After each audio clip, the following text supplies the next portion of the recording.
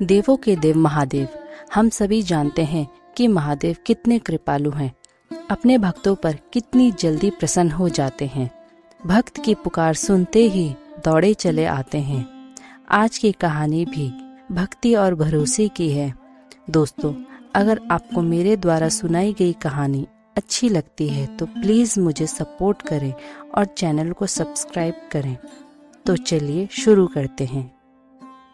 भगवान शिव के परम भक्त श्वेत मुनि पर्वत पर एकांत में अपने आराध्य का ध्यान करते और उनकी पूजा करते थे।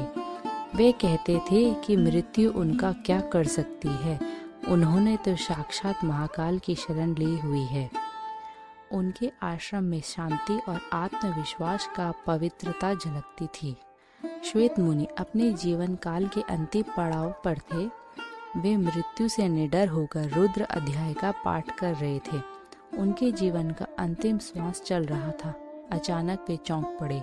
उनके समक्ष एक विकराल आकृति खड़ी थी। पूरा शरीर काला था और उसने काले वस्त्र धारण कर रखे थे।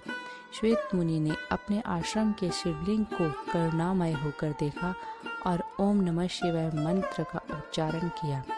उन्होंने शिवलिंग को स्पर्श किया और उस विकराल आकृति से पूछा कि तुमने इस पवित्र आश्रम को अपवित्र करने की हिम्मत कैसे की? इस आश्रम को तो भगवान शिव की कृपा से अभय का आशीष प्राप्त है। उन्होंने दोबारा शिवलिंग को स्पर्श किया।